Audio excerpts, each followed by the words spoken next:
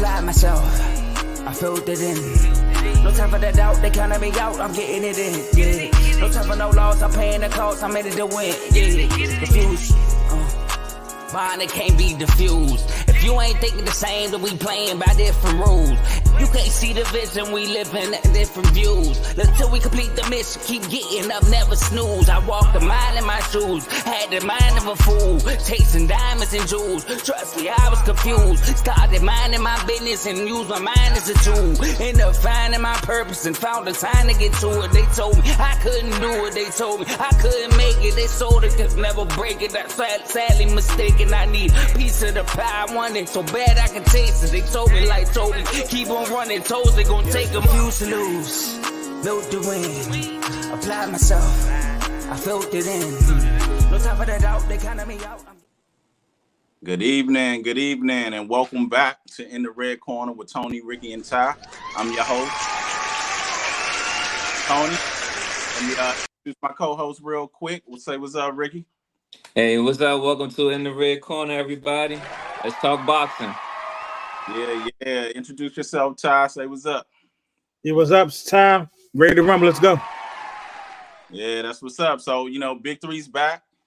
Big Boxing is back on the Refuse to Lose network. So let's dive right up into it. So on today's show, we got a jam-packed show, got some games, got a little bit of excitement, we're previewing a new segment.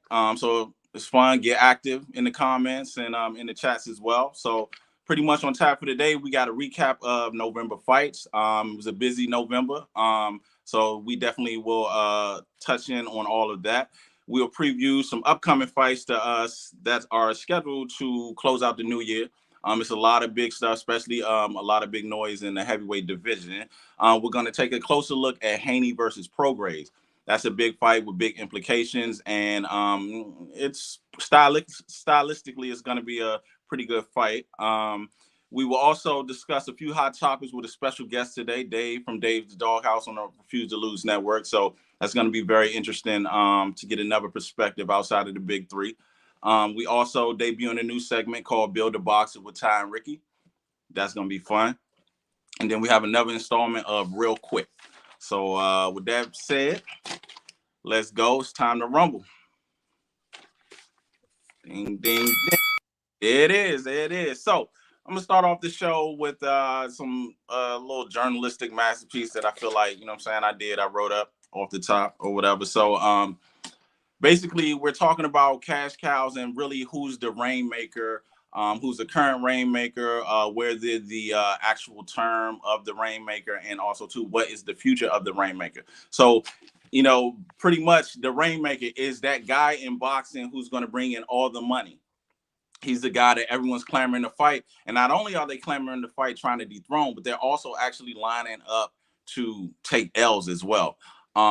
So the person who glamorized the rainmaker role is Floyd Mayweather. I mean, there were people in the second half of his career was definitely trying to fight him just for the paycheck, not per se because they thought they were going to beat him. They knew stylistics they couldn't beat him. You take a step back from that and you figure out where he got that from. He pretty much became the rainmaker after he beat and dethroned Oscar De La Hoya. And then you take one back as far as that, and you go from Oscar De La Hoya, you have to look at Mike Tyson. Although Tyson and De La Hoya really didn't glamorize it the way Floyd glamorized it, they were too the cash cows, and people were getting their paydays, the highest pays they've had in boxing, when they step up to fight these guys, win, lose, or draw. I don't really think a lot of people were actually lining up for L's with De La Hoya. I do believe they were lining up for L's with Tyson, some of them, a lot of them. But with Mayweather, they definitely were lining up for L's. Now we got Canelo. Are they lining up for L's with Canelo? Is Canelo still the actual rainmaker in boxing today? Or is it Tank Davis? They're both making money. But are you cashing in like Jamal, which one of them, the Charlos cashed in? Like they did with Canelo, or is, the Ryan Garcia versus Tank fight, was that, enough to put Tank as the actual rainmaker, or is he the heir to the throne? And also, too, fellas, just to get your opinion or whatever, is the rainmaker needed? Should that wealth be spread Should it be several rainmakers at several times, or you know what I'm saying? Should it be phased out, or you know? So what's your takes on it, fellas? I'm gonna go ahead and go with you, Ty. What you got? To me, I think it's needed. One is needed because it brings in more than just people that love boxing. It brings in the casuals also. Because like when Mayweather was fighting, you had people that wanted to see Mayweather lose, so people paid to see him lose. So that brought in some people that really know nothing about boxing or knew basically like basic boxing about boxing. So they paid the $89 to see him lose, but even though he still won, I was one of them that actually did that and saw him win every time. But to me, right now, I would go with Tank being the rainmaker right now because Tank's last fight when he fought Garcia got like 20 mil, which is way more than what Charlo got when he fought Canelo. I know people gonna say, well, Garcia has a big following, but I think that most people paid to see Garcia, but most people also paid to see Tank either lose or they want to see Tank because they're Tank fan. So that's what I'm going with. Good perspective. Wayne Howard, Sugar Ray Leonard started that. I don't know if he was getting that Tyson money though, brother. Bing but bong. Ricky, what you got? What you got, Ricky? So I think the rainmaking is needed because we need to see, it is good because also what follows with the rainmaker is the person that's on top, who's the face of boxing as well. I do agree that Ryan is a rainmaker, Tank is a rainmaker, and Canelo definitely is number one. And I think we should continue to have that. That's the sport of boxing, is having that person that bring in all the money. Somebody's the cash cow that's willing to, get these fights going. And I think we should just continue that going for boxing legacy. Yeah, rainmakers are needed. I definitely would prefer that it be several. So I think we need a heavyweight rainmaker. We need a middle weight rainmaker. We need a lightweight and whatever weight rainmaker there is. So we can start getting not just focused, because not gonna lie, I'm a big Mayweather fan, but for a while it was just in that 147 division where it was just like those were the biggest fights coming from. Heavyweight's always supposed to be the glamour division, the biggest division, the best division or whatever. So it's like he kind of took that wave. I mean, you had Klitschko reigning for so long. He wasn't American. He wasn't showing pizzazz. He was like a robot. So people were, really kind of overlooking the heavyweight division. And Mayweather really captured that. So I just want to see it more diverse.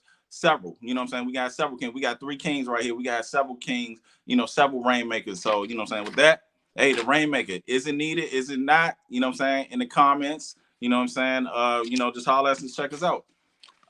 So with that being said, we're gonna move on. Let's rumble. Let's get it. There it is. So now we're gonna recap. We had 2 big fights in November. We going what happened with Saturday night. So, that's Ricky's fight. Benavidez versus Andrade. What happened last night? I know we was all looking. I know we was all watching. I know we was all oohing and on. So do your thing, Ricky. All right, so that fight is exactly, if you guys was tuning in the last episode, is exactly how I predicted. Um, Benavidez is a big presence in the ring. I cut off, and then one thing I noticed about Andrade, he was I think he wasn't used to not being a dominant person in the ring. He tried to spin him, but it was too much to spin around. And then, them body shots was getting to him early too. I'm shocked to see Benavidez. I want to say he kind of started early in this fight as well, especially slowing down Andrade. Andrade, he gave his best, but I'm not gonna lie. After a while, I was like, throw the towel in. I was feeling bad for him after a while. I was like, we gotta throw the towel in because you could see him getting beat too bad. Because once he slowed down, his edge was completely gone. Once he slowed down, his edge was completely gone, and then it seemed like he was not even aware to even box anymore. So that's why I'm not surprised, but I definitely expected more for Andrade in this fight. But definitely going to Benavidez. I'm just happy he did that, so we can see. It's better to see Canelo fighting Benavidez, in my opinion. So, Ty, I want to hear what you got to say about the fight, Ty. That fight, I had Andrade, so he made me look real bad because to me, I don't know why he came in that fight fighting like that because Benavidez was a bigger man, and he's used to fight. I know Andrade used to fight in like smaller fighters because he used to fight in 160. That was only his second fight in 168. So to me, he should have like focused on boxing instead of trying to attack him, because when he was attacking him, Andrade was killing his body. When he was killing his body, his defense went away. His boxing went away. Mission failed. We'll get him next time. He just stood there like he basically was like standing from the rest of the fight, and then like he said, I feel sorry for him too. I was like, I want him to stop the fight in 5th round because it was looking bad for him. It was looking terrible. Yeah, man. It definitely was tough to watch. I'm not gonna lie. I mean, man, me and Ricky, you know what I'm saying, really picked that. This is what I saw. I could understand why Andrade was going that way, but he had the wrong plan. He fought that high pace speed, and he, you know what I'm saying, he was tagging him. Wasn't nothing touching him, wasn't nothing really, you know what I'm saying, hurting him or whatever, knocking him off his plan. But he was tagging him. He was loading up with big shots. But I think he should have paced himself on a fast pace, because it almost seemed like he fought that fight that as if he was going to catch him and end it early. He spent so much energy with that game plan that it was never going to last. You see, and that's what these dudes do when you have these boxing guys trying to fight these power guys. It's like you're changing your whole thing to as if you're going to now catch him and knock him out, not planning for a high pace chess match for 12 rounds. You're really trying to catch him, because you can see the punches he was throwing. That overhand, you know how I feel about it. Throwing that overhand and things like that. That you throwing that punch because you're trying to really catch him and knock him out. I thought that was the wrong plan. I liked the way he stepped on the gas early, but it seemed like his plan was, I need to get this dude early as well. And it just wasn't going to happen. The guy who, I don't know if he's gone down. He definitely ain't been knocked out, but you can't plan.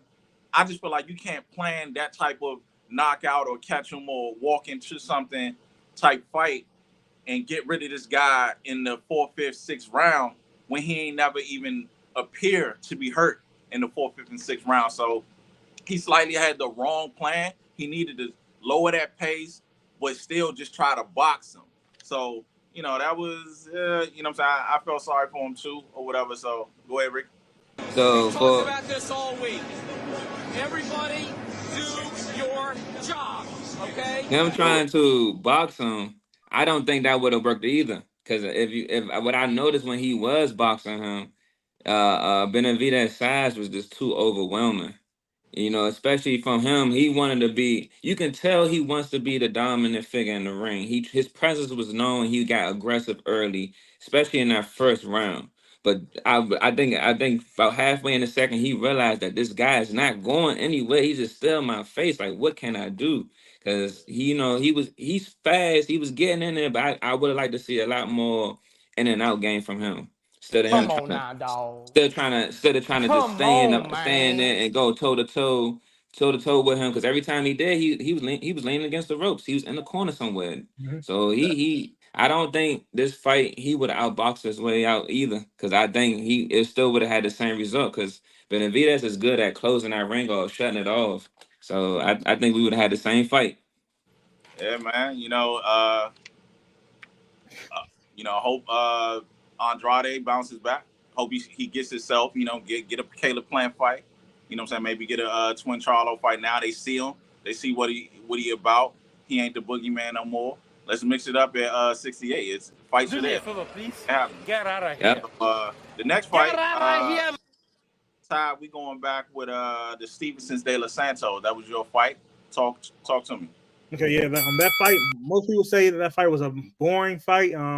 Shakur had an off night, but a lot of fighters have off nights. Like Tyson had an off night once upon a time. Ali had an off night once upon a time. Lennox had an off night once upon a time. Even Roy Jones Jr. had an off night once upon a time. But the thing is he still won. His main job is to win the fight.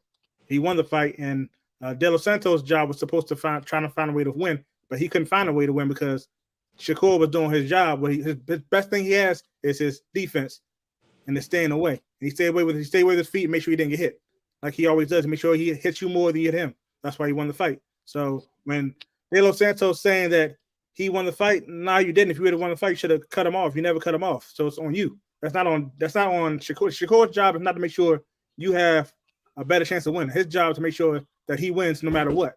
even if he has a bad hand, make sure he wins no matter what. And he beat you with one hand. So I don't think it was on him. I think it was on De Los Santos more than Shakur of being a boring fight. But what do you think, Yeah, Ricky? Ricky, what you got? I think the same thing. I think this fight. I don't think the fight was boring. Especially after going to watch it back, watch a little bit of it a second time. This definitely was a chess match.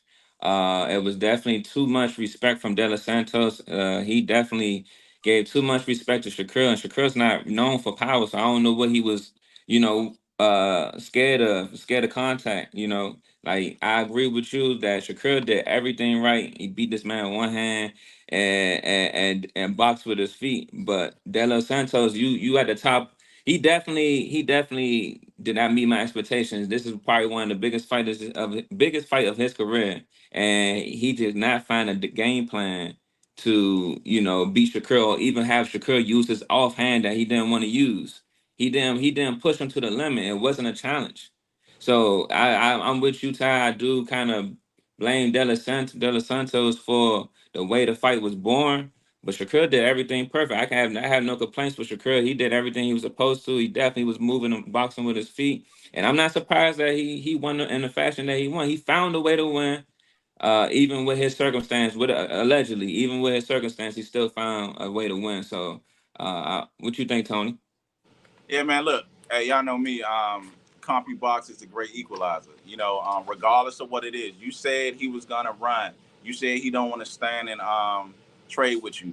We all know how Shakur fights. That's your job to fix that. That's your, you know what I'm saying. If he was to have stayed in front of you and banged with you, that means he was doing what you wanted him to do. And this is Mm-hmm. boxing. You knew he was gonna do that. You know what I'm saying. And he still managed. Like for him to say he wanted to fight, that's just ludicrous because the numbers like if you flat out I know numbers ain't the biggest part of it, but when you your percentages is way lower, your actual landing is way lower, you know what I'm saying, double digits at some point.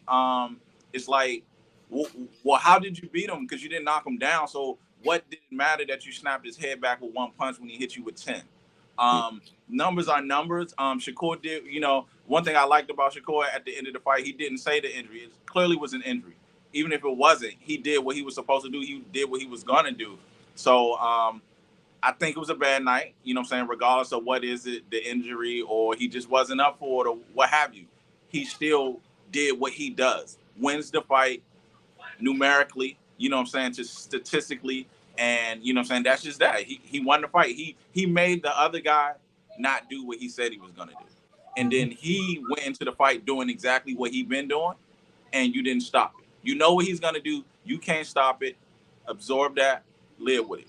That's just that. You know what I'm saying? So that's really what we gotta say about that. That's the recap for that. So, you know what I'm saying? Let's get ready to rumble as we move on. So yeah, upcoming fights. You know what I'm saying? We just gonna run through what's good for the rest of the year. You know what I'm saying? Boxing gonna close out the year strong. I'm not sure if MMA has any fights planned, but they ain't gonna be playing like this. So let's go with the upcoming fights. We're just gonna do, you know what I'm saying, a slick pick them real quick. We got December 2nd, Ryan Garcia, Oscar Duarte. What y'all think about this, fellas? Ricky, what you got? For this one, I definitely no brainer. I got Ryan Garcia. How you got? Shoot, it might be. If I got a knockout, I just can't. I don't have a round prediction. I don't have a round prediction, but definitely a knockout. What you got, Ty? I got a knockout also by Ryan. More than likely it's gonna be 6 round. I'm going with 6 round knockout. Yeah, good stuff. I got Ryan too with a knockout.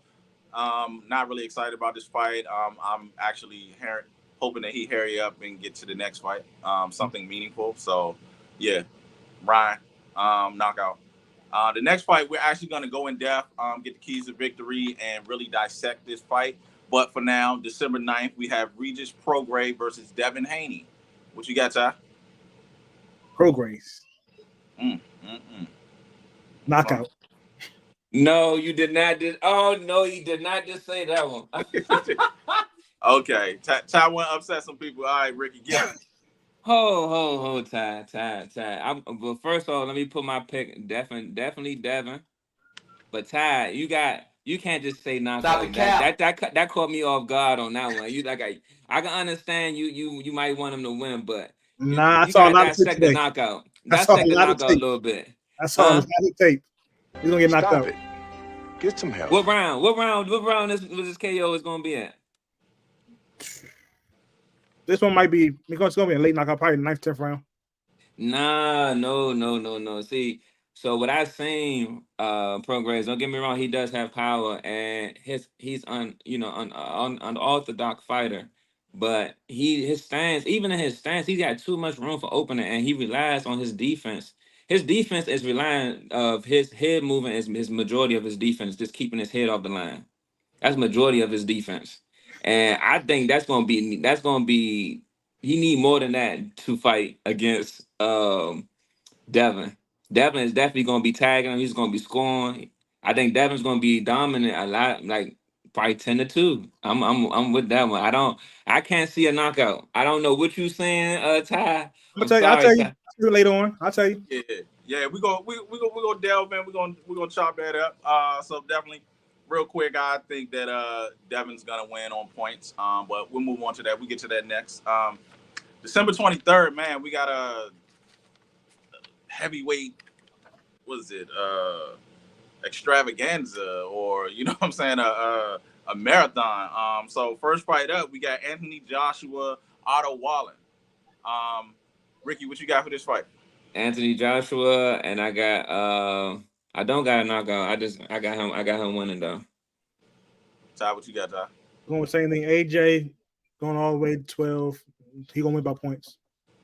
I actually I don't pick knockouts too much, but I got AJ actually knocking him out. You know what I'm saying? And I'm gonna actually go 9th round. I just feel like Otto ain't really got much. And AJ's gonna come, you know what I'm saying, with the pain. So that's that. Next fight, same night. We got Deontay Wilder, Joseph Parker. I think it's the better fight between those two. Not the best fight of the night though, but the better fight of those two. Ty, what you got? Of course, I got Wilder knockout 3rd round. Ooh, I feel you. What you got? What you got, Ricky? I'm with Ty. Knockout 3rd round. Exactly. Yeah, I think Joseph Parker's in over his head. I'm going Deontay Wilder. I'm gonna give him a little bit. I'm gonna go 5th, but you know what I'm saying, that'll be entertaining. Now, my favorite fight of the night is actually exactly Daniel Dubois versus Jarrell Miller. I'm very interested in seeing Miller back in the ring. I know the both fighters aren't as big as the two that we just mentioned, but as well, I think this is a big fight anticipation for Jarrell Miller and Daniel Dubois coming off a loss. You know what I'm saying? He got something to prove. I think this is going to be the action fight, and this is going to be the most entertaining fight. So, Ricky, what you got for this? For this one, I'm picking Dubois. I think he's gonna be more active. I can't see a knockout. I can't call a knockout, but I got him winning. What you got, Ty? You got Dubois also. This one is kind of hard to say if he's gonna be knocking out. If he knocks him out, it's gonna be the 11th, 12th round, but I don't think he's probably gonna knock him out. He might go all the way to 12. Okay. Dubois he disappointed me with the last fight.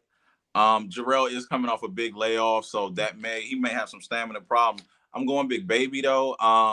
As a long shot, this is the pick 'em of if you actually trying to make some money. Because I'm pretty sure that Dubois is the favorite. But I'm just believing in Big Baby coming back and having something to prove and finally getting a chance to get a big fight next. He will get either if Joshua and Wilder fight, he will get one of the losers of the two that they fought. So I think, this puts him in a place where he can get back into the limelight in the heavyweight. So I'm gonna go with he got all that on his back, Jarrell Miller. And that's just how I feel. So and then on December 26th, Inoue, Naoya Inoue. My bad, I messed that up. Y'all told me I was gonna mess that up. And Marlon Taples, December 26th. Ty, what you got? I'm disgusted. It's your call. In a way, of course. In a way. It's gonna be a knockout. It's probably gonna be 4th round. 4th round knockout. Okay. Ricky, what you got?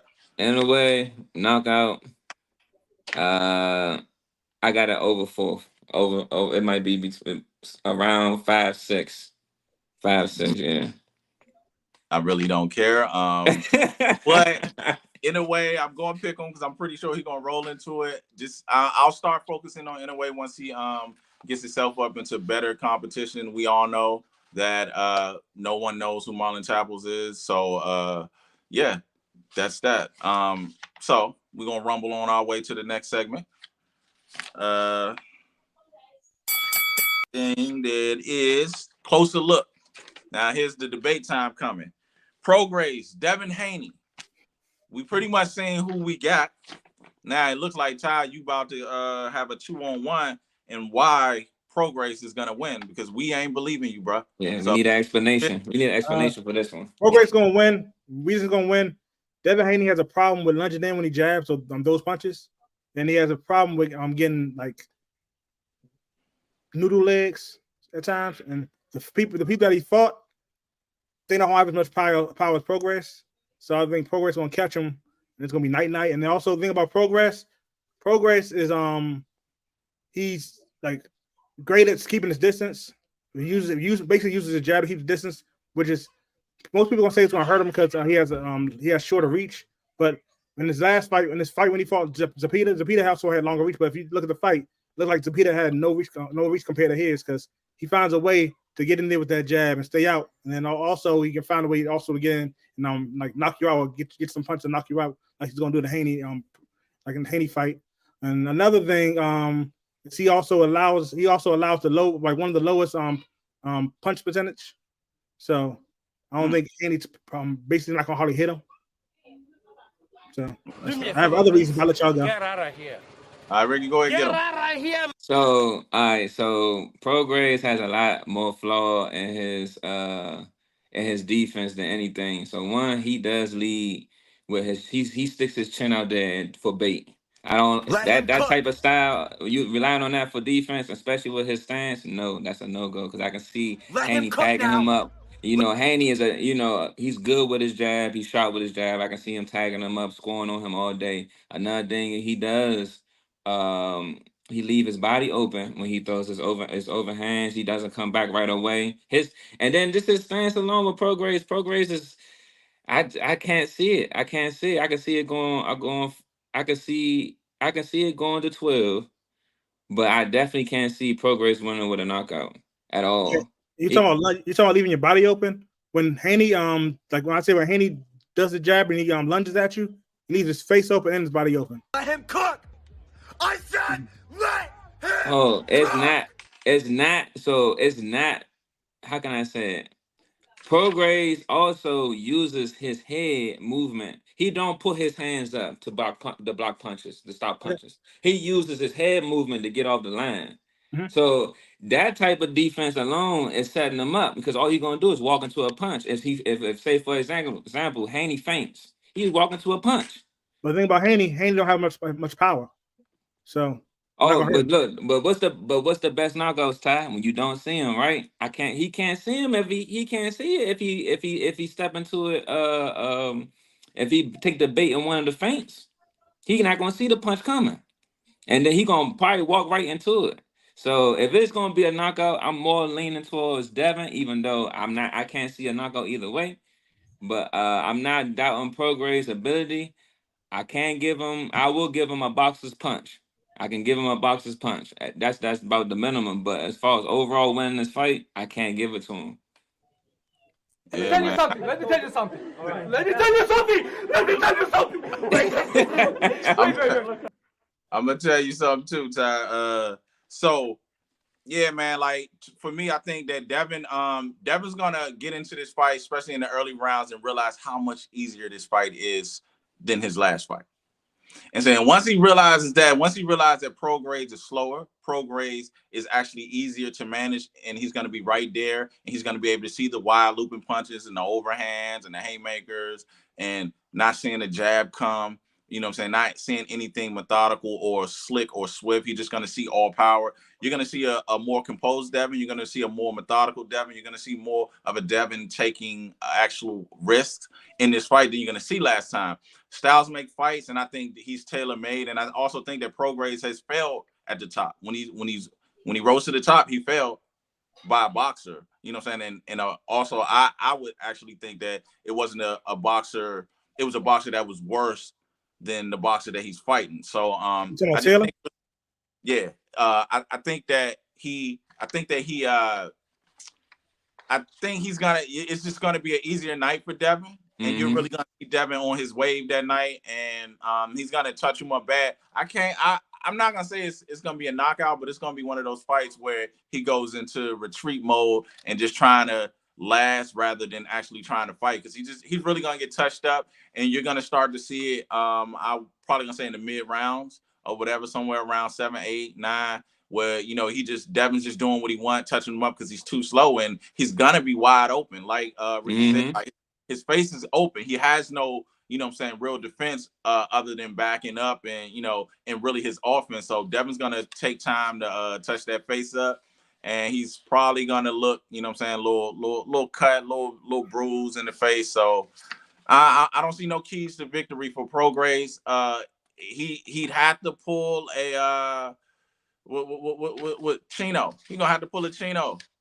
You know what I'm saying? Okay. That's what he he's said. gonna He's talking about the Taylor fight. Okay, so the Taylor fight, Taylor had to do something that if Haney does this, he's gonna be on his butt, sleep like within third round. Because what Taylor did is Taylor stayed inside the pocket the whole time. And I don't think Haney can do that. If Haney does that, he's going to sleep early. I think he can, because I don't think his reflexes. I feel you. That's exactly what Josh did. And I think Devin can do that better, because coming off of You sure about in the pocket a little or so, and right in front of Lomachenko, he had issues. And you heard him in there say, he see what I'm doing. So that tells you that Devin implements his plans and go to work. So I think he will. I'm like, we're gonna see it. I think he will be better in the pocket than Taylor, because it's gonna be so much easier than what he just experienced. Okay, when he tried to fight in the pocket, when he fought a little bit in the pocket with what's his name, Kambosos at one time. Kambosos rocked him. So you think Kambosos has less power or more power than Prograis? He got less power. I agree with that, but at the same time, the thing is with Devin has a tendency of getting rocked, right? But one thing I will give him credit for, it does not happen again. You can't name another time where the Kambosos did it again, though. It don't matter once Prograis knocks you, it's over. No. Prograis is not. Time out. Prograis does not have that type of power. He's not known to be. He's not known to be that heavy handed to just go ahead and land that one miracle punch. I give him a boxer's punch, but it's definitely not going to be. It definitely will be in combination, because he can't throw combos. I will give him that. He can't go throw combos. It will be in a combination. It'd probably be something Devin never seen before, because he's unorthodox. But no, I can't give Prograis, because Prograis got too many vulnerabilities. Haney, like I said, Haney leaves his body and his face up when he does the jab, because he lunges at you. That's how he gets blocked. But Prograis, look at Prograis' stance. If you did look at his stance alone, I could just see in my head right now, I can see Devin just picking him apart. And on top of that, Devin does not, when he fights the southpaw, he doesn't keep his right foot on the outside of on their foot. But another thing too, do you really think Devin's gonna let Prograis get off? He's gonna clinch him. We're gonna see if Prograis can deal with the frustration of not being able to be you. Because that's one thing Devin's going to challenge him. He's not going to be able to beat him. Zepeda tried to do the same thing. Zepeda got knocked out. Okay. Two different fighters. Two different fighters. Yeah. Zepeda ain't Devin. And Devin, Devin has Prograis. This fight definitely would be similar to a fight of I seen it earlier, the Kambosos situation, because I seen how Prograis can throw that overhand. Now it's going to be. I feel like I feel like Kambosos was more successful than will be more successful than Prograis, because also too, Kambosos is a better athlete at getting to those punches. Prograis is flat-footed. Kambosos, it gets up and moves. So you know what I'm saying. Back to you, Ricky. But This yeah, no, you're right, but this is why I say the difference is so Regis unorthodox fighting will open that opportunity up. Because as I said, that's that he given that for me, he give that slim chance that it would be something that we haven't seen before. Like he would probably try to go low and just feint over top of the head at the same time. Like he's very unorthodox the way he fight. So I can see that happening. But once he try to land it or successful or not successful, Devin does calculate and see what he does and going to put that in this, put that in his head like, oh, okay, the overhand right comes with this. Okay, I got you. Another thing too, I meant to mention this. Like I said, he relied on his head movement for his defense, but it's also a set pattern. It's a set pattern when I watch his fights. You think Devin's gonna sit there and not catch on? It's gonna be calculated. He moving the same motion every time. So that's why I say he's gonna pick him apart. He's gonna pick him apart, Ty. I don't know. Ty, come on, Ty. You didn't look, Ty, you didn't want to give Benavidez, but you now you don't want to give Haney. What's up, Ty? Come on now, Ty. Stop it. Nah. Get some help. I've seen the Kambosos fight. I've seen the Linari fight. I've seen when his legs get shaky. They don't have the power like Progress has. So, nah. But that thing, it doesn't happen for Devin until the later rounds. So also, do you think Progress got the win to keep it up? Yeah. Okay, we gonna see. Yeah. We definitely gonna see. You know what I'm saying? It's an interesting fight. We got I don't know, 2 weeks. 2 weeks to the fight. So we definitely gonna see, and you know what I'm saying? We're gonna tally up right after that. We definitely coming back that Sunday to figure that out. So let's get ready to rumble. Definitely. So world premiere.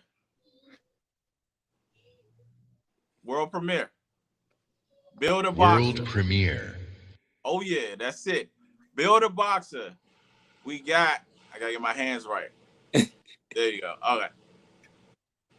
Ty versus Ricky.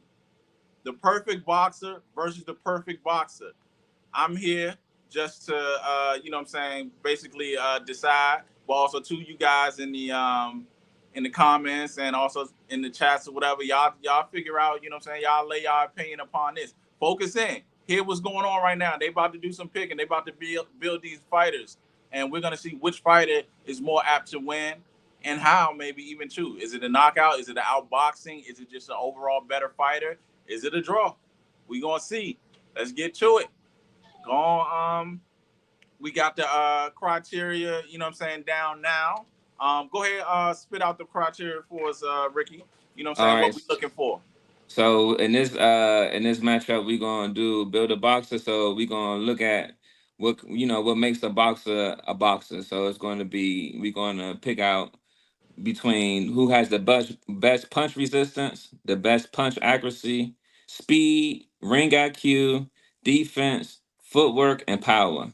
So we're going to pick who we think our best and match it up to create the best boxer. No one can pick more than the same fighter once. So we're going to go from there. It's going to be me versus Ty.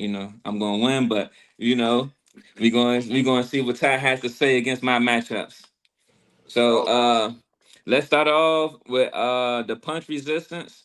And for that, I got Canelo. All right, so we got Hagler. Yeah, okay. Canelo Hagler, punch resistance. Yeah. That's pretty good. Let's tally at the end. So let's move on to the next or whatever. But right now, Canelo Hagler, punch resistance. All right. So for punch accuracy, I got Crawford. Okay. He changed. Yeah. Yeah. Smart man. Okay. I'm still sticking with Tank. Punch accuracy, Crawford, Tank. Okay. let's move through. All right, next All one. right. For speed, I got Gary Russell Jr. for speed. Gary Russell Jr., baby. PG County, Capitol Heights. Speed, I got Sugar Ray Leonard. That's tough. Oh, that's a tough one. That's tough. Oh no, why Palmer you do Park. that?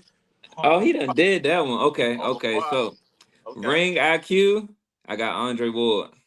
Ooh. I got Ray Robinson. Dang. It was looking up. It was looking up, Ricky. All right. So no, we about to take it back up. We got for defense, I got Mayweather. Money. I got Shakur, that's a good counter. You don't win, but that's a good. That's about his best counter that you. So and so that's it. That's all his stats. Nah, we got two more. So Okay. for footwork, I got Sugar Ray Leonard. For I got footwork. Lomachenko. Now it's getting tough, fellas. All right, and then some help in the chats for this. It's getting tough. And now for power, I got Deontay Wilder. I got Mike Tyson. I won. Hey, come on, man. I got this one. All right. I got this one. Go ahead, put my hand up, Tony. I got this one. All right, so here it is right here. You know what I'm saying? It's punch resistance. You got to go with Canelo because I'm going Canelo over here because we've seen Hagler was a dog and he come to fight, but we ain't seen him get done. We ain't seen Canelo get done like he's been done. So it's just a slight edge. It's like AA minus though. You know what I'm saying? It's pretty good. And then what's the next? Next we got Crawford and Tank. Crawford, Tank in regards to accuracy. Yeah. There we go. Stop playing, Ty. There we go. There we go. Next. We got speed. We got speed. Speed.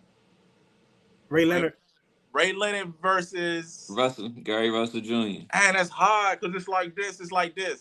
It's like obviously Ray Leonard Gary Russell's faster, but Ray Leonard is more. I feel like more effective with his speed. Bing bang. So I'm gonna have to. He's faster. If we judging off this speed. Yeah, come on now. Come on now, Tone. I'm sorry. I try to steal. Come on, Tone. That's come three. on now. I was trying to sneak one in, but then I was about to get into skill. So exactly. See, speed. Just speed alone. Just speed alone. That's that. All right. What we got next? Four. Ring IQ. Ring IQ. You pick Floyd. I pick Ward. Okay, you pick Andre. You pick. All right. Ray Robinson. That's it. That's a good one. That's top 3, but I think he's 3, and I think Ray Robinson actually is 2 on that. So I think he wins with that. So that's 3-1. What we got going on? Defense. And Mayweather and all right, that's 4. That's 4. He didn't even get. That's 4. That's 4. All right. I don't want nothing else. And then the next one. All right, so we got footwork, and I got Sugar Ray Leonard. Ray Leonard. I'm gonna give him Lomachenko because I think that Leonard's footwork is prettier. It's definitely effective, but I just think that the footwork that Lomachenko has is a better for. It's just better. It's slightly better. I love Sugar Ray. But that's 3-4. Loma can't shuffle. He can't shuffle, and that's what I'm saying. It's prettier, but it's just like in the ring with the other attributes. I think that works better. So that's 3-4. So what we got? Okay. The power. We got the power. So I got Deontay Wilder and Mike Tyson. We did. Come on, boxers evolve from So we got to stick to evolution. Power. It's the height, it's the leverage on the punch. It's Deontay. I'm sorry, that is Deontay. So that's fine too. Yeah. But I'm not gonna lie. That's a good fight. That's a fight that's like a 12-round split decision fight. That's a good fight because everything was just under the other. It wasn't like I'm gonna sacrifice speed for power or nothing like that. They were all right there. You know what I'm saying? It's just a matter of the name. So it was, I mean, I forgot because it's just a forgettable statistic when you bring up defense. I forgot who he picked Shakur. But yeah, nah, I'm good That's on because that. somebody changed something. That's why. Yeah. No, it's good. That is good. And guess what? I got winner. So next week, you know what I'm saying? I got winner. So next time, not next week. Man. We going Oh man. Me versus Ricky. You know what I'm saying? Ty will be the ref. And yeah, you know what I'm saying? You know what it is. But Ty, I'm gonna need your help, Ty, on this one though. yeah. Tony gonna come with a lot of ammunition, Ty. We might gotta jump him. Yeah. So Bring me my money. exactly. Bring me that money. It's time to rumble. Yeah. Now, this hot topic segment is, I think, actually most anticipated. We have a gentleman from the R2L network, Dave, from Dave's the Doghouse. He about to, there it is. Big Dave, Yeah. the logo. Dave the Doghouse. Now, you know what I'm saying? Dave hit me up. He's pissed. He putting some. This is a crossover event. This is like, you know what I'm saying? I don't know, Marvel and X-Men or whatever you call it. That would be like Marvel. It's like Marvel and Capcom. Exactly. Marvel Capcom. We about to put somebody in the doghouse from the red corner. Yeah. That's what we about to do. But we're going to start off first. And, you know what I'm saying, Big Dave, we're going, you know what I'm saying, and, you know, you're going to get your input on this. There was a Twitter beef about a week and a half ago between Sean Porter and Tim Bradley in regards to who would have won. These two guys are two fighters that similar styles, known for their toughness, known for their brawling, not really much known for their, you know what I'm saying, boxing skills, but they were always known to give strong, hard fights to every opponent that they had.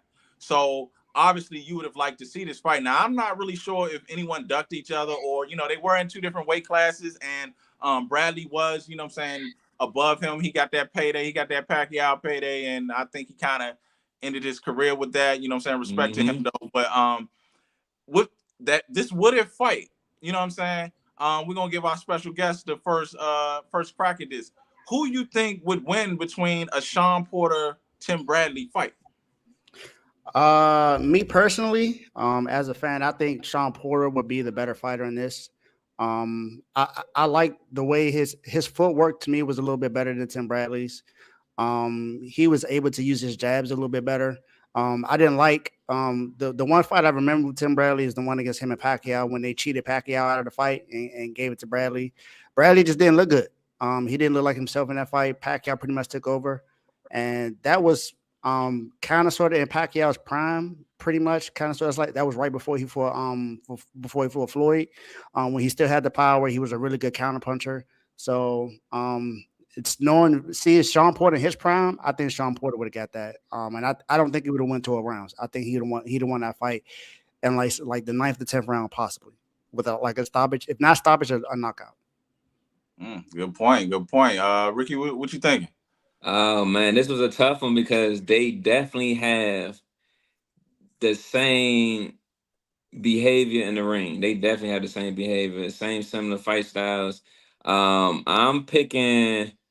At first, it was a draw, but if it's a brawl, I'm going with Sean Porter. Okay, but ultimately, because I gotta put this one. This is slightly above Sean Porter. Is that Bradley can box when he finds his distance, he can box, and so that slight edge I would give him the overall because he can do both. So I'm going with Bradley. But if it was just a straight brawl fight, like they how they both, you know, their fighting styles, I'm gonna take Sean Porter. But overall, I'm going with Bradley. Gotcha, Ty. What you thinking, Ty? Of course. Okay, first I'm gonna have to say to what Dave said. He said he gonna knock Bradley out. Bradley ain't never been knocked out. He fought Manny Pacquiao and ain't get knocked out. Yeah, that's I true. definitely don't think Twice. Sean Porter will knock him out. But I'm gonna go with Bradley going all the way 12 rounds. But I think it's probably gonna be a trilogy because it's gonna be a great fight. It's gonna be a back and forth great fight. Yeah, it's definitely going to be a great fight. I definitely see a trilogy there. I just think about this. At the highest levels, Porter has always felt. He always going to be in an entertaining fight. He's always felt. I think that Tim Bradley has the bigger dog in him. Porter fights in that type of brawling style, but Bradley was that brawler style. And then when you start talking athletic, they both are athletic. But I think that Tim Bradley was just a slightly more athletic. So then you look at you know what I'm saying, just their history of the fights that they've been in. I just have I do have a 1-1 draw, you know what I'm saying, and actually maybe even a 4th fight, you know what I'm saying, with that. But I just overall I have Bradley, you know, really just taking it just for the fact that he's just a bigger dog than him. Like, he got heart, you know what I'm saying? And that's really what my position is on that. You know, it's a tough fight. Wish we could have saw it. We don't want to see it now. So don't do it. But look, I do agree. don't do it now. But I wanted to say this one. A good similar fight would have been a similar fight how we can ideally see it. Earl Spence and Sean Porter. Somewhat similar to that. I personally didn't see that fight, so I'm not sure how that went. I based it off of the last fight I seen with both fighters, and the last fight I seen with both fighters, I feel like Sean Porter was just a better boxer, just to me, just from what I saw. And I feel like even though I agree with you, Tony, that Tim Bradley is the dog, but every dog doesn't have their day. So I feel like Sean Porter would be able to win that fight. Even when Bradley don't have his, he still don't fall though. We done seen that. Hey, you probably got me on a knockout thing, but me at the end of the day, I still think Sean Porter wins the fight, whether it's unanimous decision or stoppage. I just think he wins the fight. Hey, one thing, Dave, I had Ty on the Bradley Provodnikov fight. I want you to watch. You need to watch that. And then jump into the chats, and then you're gonna see that dog I was talking about. I mean, that type of dog has his day daily. So definitely. But you know what I'm saying? That's, hey, we won't ever see it, but we'll talk about it. And you know, it is what it is. Now, what got me fired up, we got Dave on the show. We got someone about to go to the doghouse on this show. Is the WBC's top 10 ranking of Francis Ngannou. 1 fight, 1 loss. Top 10. Dave, take it. Eat them. Eat them up. This is ridiculous. I don't understand this at all. How are you in the top 10 of a weight class you just got in and you didn't even win the fight you were in? I get it. When I saw the fight, it looked like he had to me, from visual, it looked like he won the fight. But when I look at the CompuBox, he didn't. You know, one thing I learned from all 3 of y'all is that the CompuBox has to matter. You cannot leave it out. The CompuBox clearly said that Tyson Fury won the fight from the CompuBox because he landed more punches. He landed more power. He landed more power punches. He won the fight in the numbers. So the numbers say that he lost. So I mean, hey, he lost. Now he did tag him, and he did put Tyson Fury down. But I think I heard it from someone else. Actually, Warren, the guy that was on the show before you guys became the in the red corner, he said that more than likely Tyson Fury wasn't really taking the fight seriously. I was like, okay, I can get it if that's the case. It was an exhibition fight, kind of, sort of. So it's not one of those fights where his belt's on or anything like that. It's not he just fought Usyk, where he's about to fight Usyk. So that if he did it in that fight, then that's a little bit different. But how are you in the top 10? That's like me going to the NBA and then I'm in the top 10 off 1 game and I lost and I only scored 10 points. That don't make any sense. Like, that's like being a top 10 NFL quarterback of 1 game I lost just because I didn't throw an interception. But if I didn't win a game, how am I top 10? That doesn't make any sense. Now, like I said, he looked good in the fight. You know, he did better than I thought he would. I didn't think he had a chance to win the fight, but he did better than I thought he would. But you put him over fighters like I can't remember who was in that top 10, but this is a top 10 list I would agree with more than likely. Tyson Fury, Usyk, Anthony Joshua, Deontay Wilder, Zaylee Zhang. There's the other boxer from Croatia. I can't get his last name correct anyway, but his first name is Philippe. Yeah, heard back. Joseph Parker, Joe Joyce, Jared Anderson, and Frank Sanchez. I'm not putting him over any of those guys. I'm sorry, and not even that. What's the other guy that beat Anthony Joshua, who's been going back and forth with Deontay Wilder? And Ruiz. I'm not putting him over him either. Like, what are we doing right now? Are we seriously going to put Francis Ngannou, who just came over from the UFC, automatically in the top 10 just because he had a good fight against Tyson Fury in an exhibition match? To me, that just doesn't make any sense. So I'm not even remotely putting him in the top 10. He would be even grateful if I put him in the top 20. He got one fight. I've never seen that happen before in history. So it just don't make sense to me. Absolutely not. Travesty in boxing, down with the WBC. We're gonna boycott that, you know what I'm saying, in the new year. But Ty, what you got? To me, it makes no sense. To me, I think it's about money. Because if you look at Francis Ngannou ranking in the world in boxing, he's ranked number 584. How you go from rank number 584 in the world to number 10 in the WBC? That's a crazy jump. 584 to 10. That's ridiculous. How do you? So he skipped over basically 574 other fighters. Yeah. I don't know. So I don't know what they saw in that fight to make him want to lose it, but I think basically it's for money because they know that they put that because they know he's I guess he's going the money. He's going to bring in some money because he's a new face in boxing. And he fought Tyson Fury, so he's like, okay, let's capitalize off of that and get some more money. So that's the reason. That's probably why they're doing it. But that's what I think they're doing. Travesty. That's all I'm saying. Ricky, what you got? Man, I think it's just disrespectful, especially to the sport of boxing, to the boxers that's before him, to the people that's in the amateurs. It's just disrespectful. A lot of people put a lot of blood, sweat, and tears in this art that we call boxing. And how can you just let someone who jumps from another sport cross over to another lane and already you want to put them there for money purposes? People risk their life on the line for this sport. And that's why it's just very, very disrespectful. It shouldn't be tolerated. I think that a lot of boxers should really now when they do stuff like that, and I think it's dangerous, is because it put boxers in positions to think, do we need belts now? Do we need belts? Do I really need a belt? I can sell, we know boxers can sell these fights. Yeah. Now you're gonna have a situation. I know they don't want a situation when people boycott the belts, protest against the belts, and they throw their belts in and make this money without them. So they need to go ahead and get that and put. They need to go back to the foundation, put respect on the sport, and really think about when they do things like that and what type of fires they're starting that they can't put out. I agree, man. To me, that's like I don't mean to cut you off, Tony, but that's like when Michael Jordan left basketball to go to baseball. He wasn't the best player in baseball when he jumped over there because that's a whole nother sport. That's like when Deion left football and went to baseball. Like, no, he's not a top 10 player. You got to put some skin in the game first and not off of one game.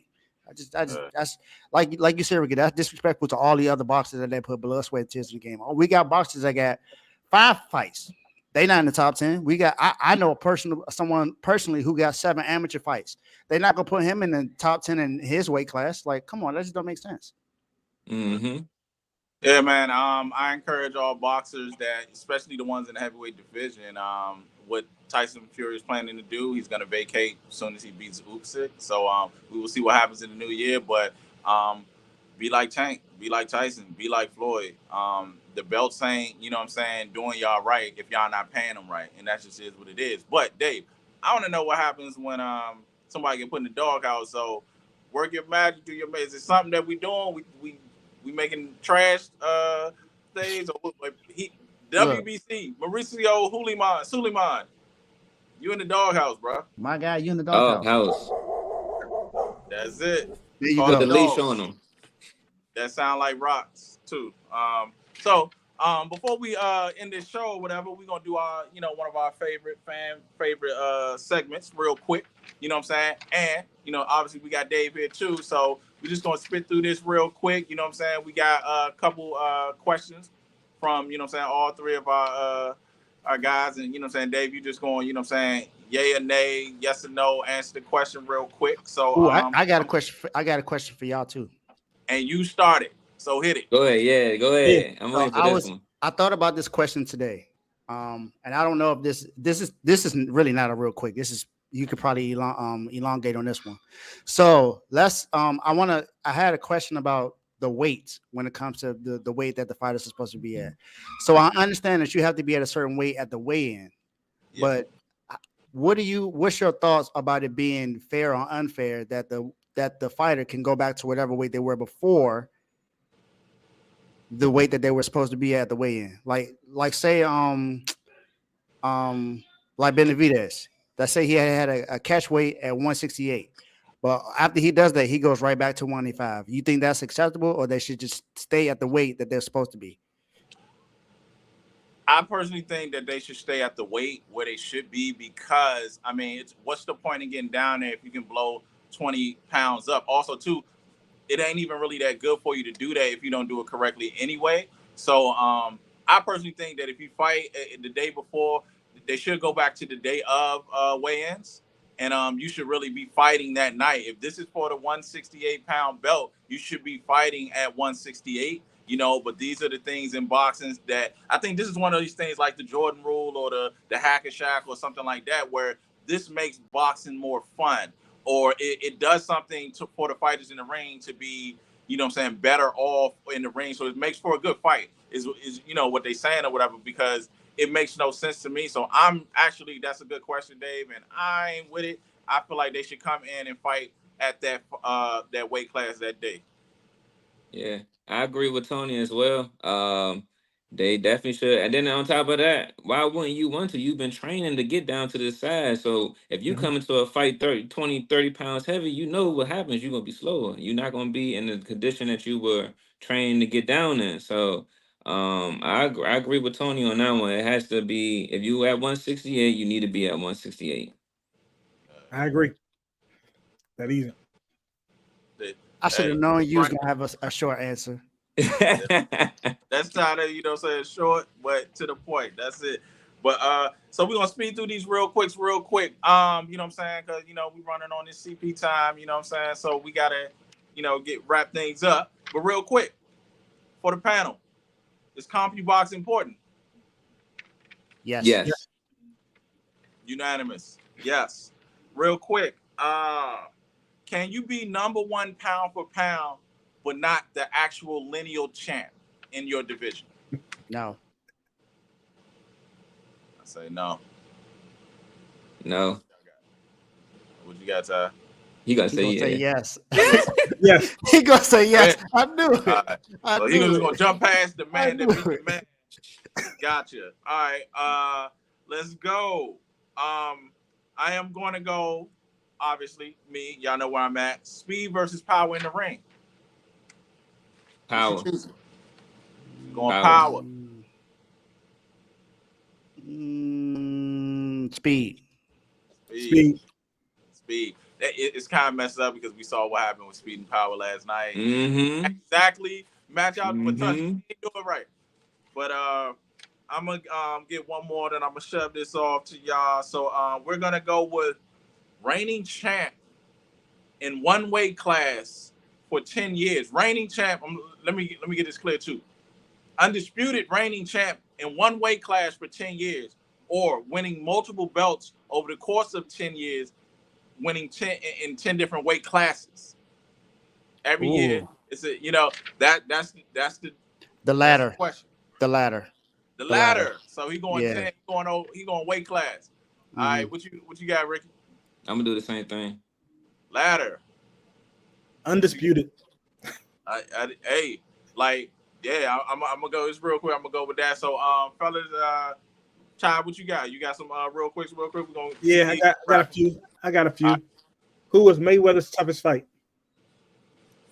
Cotto. Shane Mosley. Mosley. From what I saw, Mosley. I'm going with Zab Judah. Who had the harder first title fight, Ali or Mayweather? Ali. Ali. Ali. Ali. All right. Haney or Tank? Tank. Haney. Haney. Oh my goodness. Haney. Oh my goodness. What do you got against this boxing? Ty, you skills? said Haney? I'm shocked. Haney. Tyson Hey. Haney? Yeah. But you said Regis. Oh, I'm confused. I'm shocked. I'm confused, man. Mike Tyson or Wilder? Wilder. Tyson. Tyson. And then last one, Shane Mosley Jr. or Joshua Conley. They have a fight coming up. Mosley Jr. Mosley Jr. Wipe it out. Mosley Jr. Hands down. Yeah, Mosley Jr. Shout out to Mosley Jr. Yeah. I've seen neither fight. I'm just going with the name. Mosley Jr. Be good with Ricky. You got some? Yeah. So all right. So mine's gonna be real quick. So, Tyson bite or Evander's headbutt. Tyson bite. Tyson bite. Tyson bite. That's crazy. That man just needed a meal that day. All right. Knockout Kings or Fight Night. Fight night. Knockout Kings. Fight night for me. I'm gonna go with Fight Night because I played it recently. So Fight Night. I got Fight Night. All right, here we go. They need to bring it back. That's what they need to do. They definitely do. So, who would you rather get knocked out by, Lennox Lewis or Deontay Wilder? Man, come on. Lennox Lewis. I'm going Lewis. Yeah. Whichever one I can live by. I don't care. As long as I can live, I don't. Lewis put down Tyson now, so y'all might want to think about that one. Tyson was older though, wasn't he? Tyson wasn't in his prime. Wilder is short and quick. Tyson Fury woke up after a Wilder punch. You might got a chance. Yeah, but I don't know, man. Oh no, that's Deontay. I'm not gonna lie. I'm gonna stick with Lennox too. Yeah. All right. I'm going off y'all experience. I'm gonna say Lewis because me personally, I say neither. I just run out the ring. All right. So double M bag or speed bag? Speed bag. Speed bag. Oh, speed. Pause. I'm my bad. I thought you was referring to heavy. Double N. Yeah. Speed, I love the speed bag, but the double N is actually, I'm going with the double N bag. My bad. Yeah, I got the double N too. I personally don't know the difference, so I'm going with what I know. I'm going with speed. Wait, yeah, double N. All right, that's my last one for the Fast Five. Yeah, man. Hey, man, look, man, this was fun. Episode 2, we already got special guests. You know what I'm saying? Dave's Dollhouse. We're gonna give it to you. Give your shots. Refuse to lose. Speak your piece, brother. Man, look, I'm thank you for allowing me to be the first guest on the show. Now I can say that I was the first guest on every show. Yeah. Cause I did college before we had any show. I did college sports. I was the first ever guest on the R2L show. So I just wanted to hit that goal. And I knew Tomo was going to try. So I tried to make sure I got in there before him. Cause I know he started boxing. So I was like, I want to be the first guest. Tomo, where you at? Shots fired, bro. I told him he got next, but I told him I said, I got first dibs. But I really thank y'all for allowing me to be on. I had a lot of fun. I enjoy being able to produce for y'all. So whenever I'm available, you could just ask me, let me know. I wouldn't mind doing it. But y'all doing a great job. I mean, I don't know if y'all know this right now, but y'all have the most views so far since y'all started.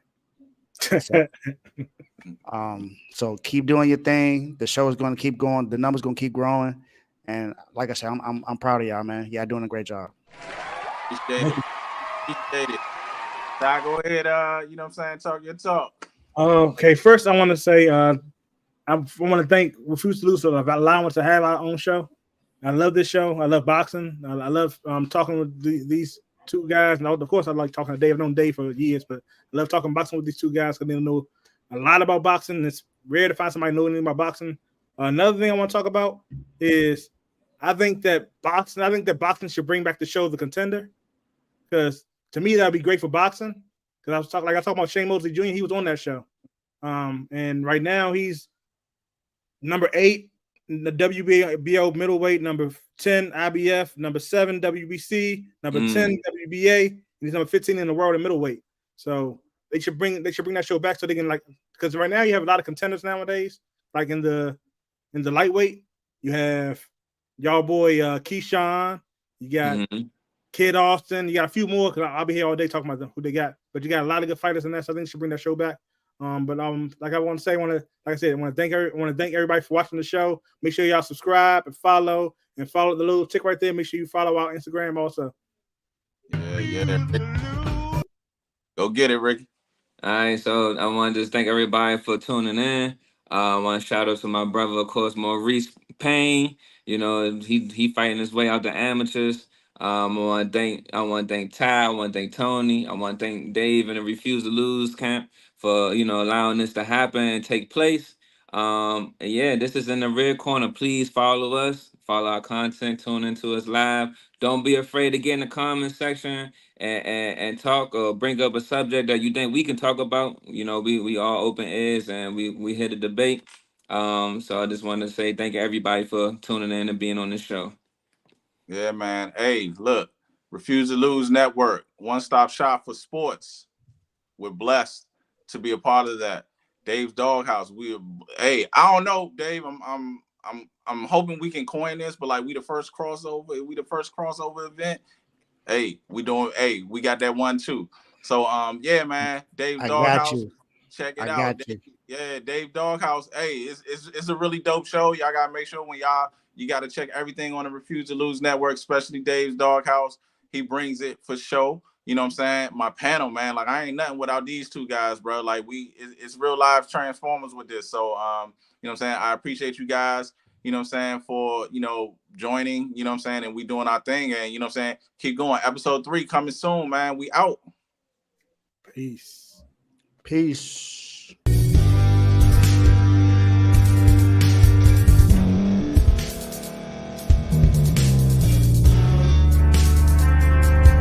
Thank you for staying to the end. If you're watching this on YouTube, please like this video, subscribe, and also hit that notification button so you can be notified next time we put out a video. If you're listening on any podcast platform, subscribe and hit that notification button, y'all, so you can be notified we put out another podcast audio. And last but not least, hit that share button. No matter what you're listening to or watching it, hit that share button and send it to somebody that you know that would love to watch this episode you just listened to. So once again, thank you for staying to the end, and we'll see y'all at the next episode.